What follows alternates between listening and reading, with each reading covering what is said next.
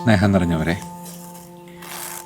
യേശുവിൻ്റെ രണ്ട് ഗേൾ ഫ്രണ്ട്സിനെ പറ്റിയാണ് ഇന്നത്തെ തിരുവചനത്തിലൂടെ നാം ചിന്തിക്കാൻ ആഗ്രഹിക്കുന്നത്. നമുക്കറിയാം, മർത്തയും മറിയവും. ഈ മർത്തയും മറിയവും തമ്മിലുള്ളൊരു മത്സരം, മറുത്തൊന്ന് മനസ്സിൽ ചിന്തിക്കുക.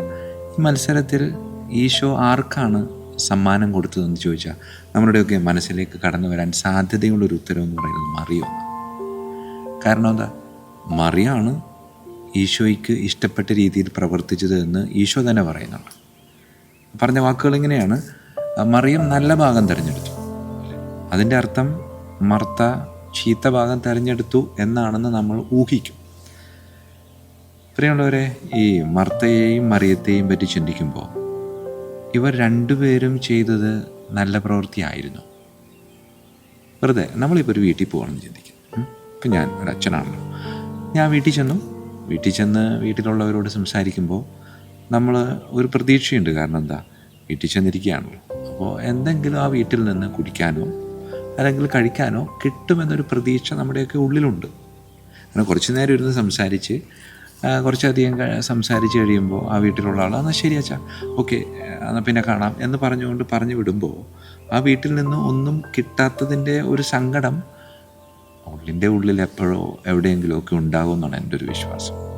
ഞാനങ്ങനെയാണ്, നിങ്ങളെങ്ങനെയാണെന്ന് എനിക്കറിയത്തില്ല. അപ്പോൾ ഇവിടെ മർത്തയും മറിയവും ചെയ്തത് നല്ല കാര്യമാണ്. പിന്നെ മർത്ത എന്തുകൊണ്ട് ദൈവത്തിൻ്റെ കയ്യിൽ നിന്ന് പിണക്കം കേട്ടു എന്ന് ചോദിച്ചാൽ, മർത്തയുടെ ഒരു പ്രശ്നം എന്ന് വെച്ചാൽ മർത്ത ദൈവത്തിൽ നിന്ന് പ്രശംസ ആഗ്രഹിച്ചു. അതിനുവേണ്ടി മർത്ത മറിയത്തെ ചെറുതാക്കി കാണിച്ചു. അപ്പോഴാണ് ഈശോയ്ക്ക് ഇഷ്ടപ്പെടാഞ്ഞത്. അപ്പോൾ ഇതിൽ മർത്തയാണോ നല്ലത്, മറിയാണോ നല്ലത് എന്ന് ചോദിച്ചാൽ ഇവർ രണ്ടുപേരും നല്ലതാണ്. അപ്പോൾ ഞാൻ ഇന്ന് നിങ്ങളോട് പറയാൻ ആഗ്രഹിക്കുന്നത്, ഈ മർത്തയും മറിയുമുണ്ടല്ലോ, നമ്മളുടെ ജീവിതത്തിന് പുറത്തുള്ള രണ്ട് വ്യക്തികളായി കാണാതെ നമ്മളുടെ ജീവിതത്തിനകത്തുള്ള, അല്ലെങ്കിൽ നമ്മൾ ജീവിതത്തിൽ സൂക്ഷിക്കേണ്ട രണ്ട് ചവിട്ടുപടികളാണ്. ചവിട്ടുപടികൾ എന്തായാലും ചവിട്ടി കയറാനുള്ളതാണ്. എവിടേക്ക്? സ്വർഗത്തിലേക്ക് കയറാനുള്ള രണ്ട് ചവിട്ടുപടികളാണ് മർത്തയും മറിയും. മറിയം നല്ല ഭാഗം തിരഞ്ഞെടുത്തു എന്ന് പറയുന്നതിനർത്ഥം മർത്ത ചീത്ത ഭാഗം തിരഞ്ഞെടുത്തു എന്നതല്ല. മർത്ത ദൈവത്തിൽ നിന്ന് പ്രശംസ ആഗ്രഹിച്ചു. അതുകൊണ്ട് മറിയത്തെ താഴ്ത്തി കാണിക്കാൻ പരിശ്രമിച്ചു. അത് ദൈവത്തിന്, ഈശോയ്ക്ക് ഇഷ്ടമായില്ല.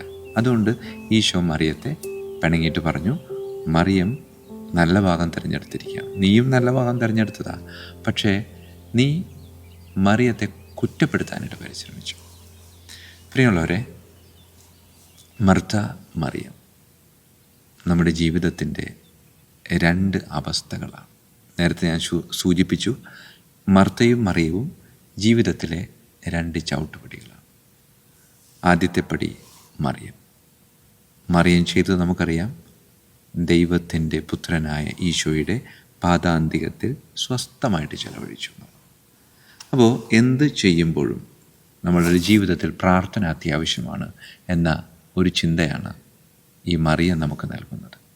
മർത്ത നമ്മളുടെ ജീവിതത്തിൻ്റെ പ്രവൃത്തി. ജീവിതത്തിൽ നാം കാത്തു സൂക്ഷിക്കേണ്ട രണ്ട് പ്രധാനപ്പെട്ട കാര്യങ്ങളാണ് മറിയവും മർത്തയും: പ്രാർത്ഥനയും പ്രവൃത്തിയും. ഒരു നാണയത്തിൻ്റെ രണ്ട് വശങ്ങൾ പോലെ ജീവിതത്തിൽ കൊണ്ടു നടക്കേണ്ട രണ്ട് കാര്യങ്ങൾ.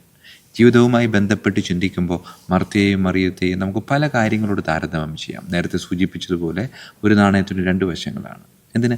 നമ്മളുടെ ശരീരവുമായി ബന്ധപ്പെടുത്തി ചിന്തിക്കുമ്പോൾ നമ്മളുടെ ജീവിതത്തിന് രണ്ട് കാലുകളാണ്. അപ്പോൾ ജീവിതത്തിൽ വലത്തേക്കാലം അത്യാവശ്യമാണ്, ഇടത്തേക്കാലം ആവശ്യമാണ്. ഏത് കാലാണ് നല്ലതെന്ന് ചോദിച്ചാൽ രണ്ടും നല്ലതാണ്. കാരണം എന്താ? നടക്കാൻ ഇത് രണ്ടും നമുക്ക് വേണം. അതുപോലെ ജീവിതത്തിൽ രണ്ട് അത്യാവശ്യമായ കാര്യങ്ങളെപ്പറ്റി വചനം ഈ രണ്ട് വ്യക്തികളിലൂടെ നമുക്ക് മുമ്പിൽ അവതരിപ്പിക്കുകയാണ്. നീ നന്നായി പ്രാർത്ഥിക്കണം, പ്രാർത്ഥനയ്ക്കൊത്ത് പ്രവർത്തനവും വേണം. അല്ലാതെ പ്രാർത്ഥന മാത്രമായാൽ നീ ജീവിതത്തിൽ ഒരിടത്തും എത്തത്തില്ല, പ്രവൃത്തി മാത്രമായാലും നീ ജീവിതത്തിൽ ഒരിടത്തും എത്തത്തില്ല. ഈ അടുത്ത് നമ്മൾ ആഘോഷിച്ചൊരു വിശുദ്ധനാണല്ലോ, വിശുദ്ധ ബെനഡിക്റ്റ്. വിശുദ്ധ ബെനഡിക്റ്റിൻ്റെ ആപ്തവാക്യം നമ്മുടെ മനസ്സിൽ ഇപ്പോൾ കൊണ്ടുവരുന്നത് നല്ലതാണ്. എന്താണ്? ഓറ എത് ലബോറ, പ്രാർത്ഥിക്കുക, പ്രവർത്തിക്കുക. അതെ, ജീവിതത്തിൽ എന്ത് തുടങ്ങുമ്പോഴും ഒരു പ്രാർത്ഥന നമുക്ക് അത്യാവശ്യമായിട്ട് എടുത്തു.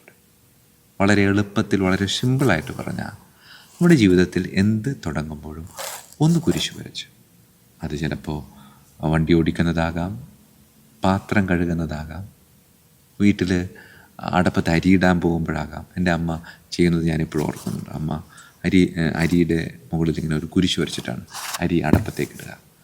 ഇതൊക്കെ ചില ജീവിതത്തിൽ കൊണ്ടു നടക്കേണ്ട ചില യാഥാർത്ഥ്യങ്ങളാണ്. അതുകൊണ്ട് പ്രിയമുള്ളവരെ, മർത്തയും മറിയവും യേശുവിൻ്റെ 2 സുഹൃത്തുക്കൾ എന്നതിനേക്കാൾ ഉപരി ഈശോ നമ്മുടെ ജീവിതത്തിൽ കാണാൻ ആഗ്രഹിക്കുന്ന 2 സൗഹൃദങ്ങളാണ്.